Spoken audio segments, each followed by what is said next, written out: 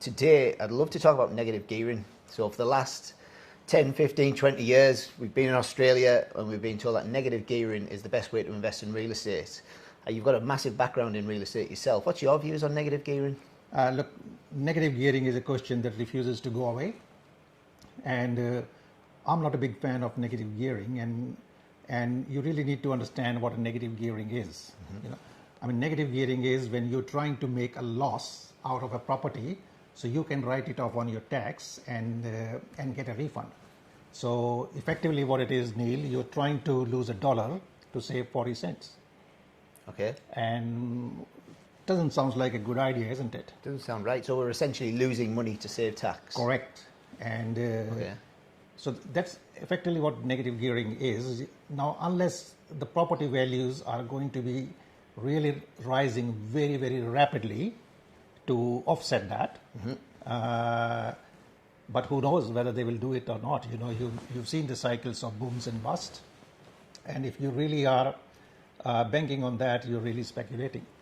Now, the other fault line, what I think with negative gearing, is that you're effectively letting your tax strategy dictate your investment strategy.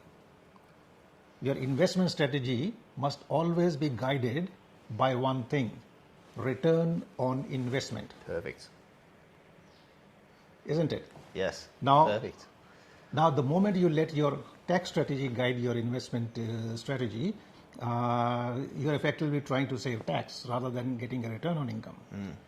And effectively, all the pundits then tell you that, look, you're getting a 1.5% or a 2% return on your property, but guess what? After you save a bit of a tax, it will become a 2.5% return. Doesn't make any sense. Not really. Isn't it? So, my advice is it's never a good idea to try to make a business out of making losses. Doesn't last very long. It won't last very long. Yeah, we've got to make a profit so we can keep it? going forward. And another problem with negative gearing strategy is that in order to negative gear, you have to hold the property in your own name. Because a trust can't make a loss. Because a trust, you can't write off a loss against your salary or other income, not in a company. And guess what? That's not very good for asset protection, isn't it? Definitely not. You're exposed. Definitely not. Yeah. So what about positive gearing then? Is it more beneficial to positive gear when we're investing in real estate? Look, positive gear is always much better. And I think a lot of people probably do the negative gearing is because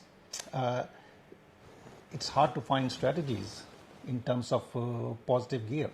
And when I say positive gear, I'm not talking of 2 or 3%. I think you should just treat it as a return on investment, and if your benchmark return that you will get in shares or other things is 6 or 7%, that's what you should plan on getting. Yep. With obviously the capital appreciation as a great bonus. Absolutely. Just one more thing on negative gearing. So if we are essentially putting money into this property to make it work every week or month, what happens if we lose our job? Oh, absolutely. And look, to be honest with you, with all this COVID and other things, I've had clients in that situation. They have been under tremendous pressure. They've lost their job, and now they have to keep finding money to fund the property. So it only really works whilst you were working and while it only the works market while is you're going working. up. And look, even when you sell the property, then some deductions like depreciation and all that you have claimed, you have to give back. Yes. Crazy. Isn't it? Yes. So I think, whether you do whatever gearing you do, positive or negative, this thing is treat it as an investment, as a return on investment strategy, and do not let your tax strategy dictate your investment strategy. But your tax strategy obviously must be a part of your investment strategy. You want to be making money out of any investment, but make sure that you structure it properly so that you pay as less tax as possible. Perfect. Well, thanks very much, Nitin. That's some great advice there. Join us again, Neil and Nitin, for some more advice on tax, accounting, and all things real estate. Thanks, Mike. Always good to speak to you. And you, buddy. Thank Cheers. you.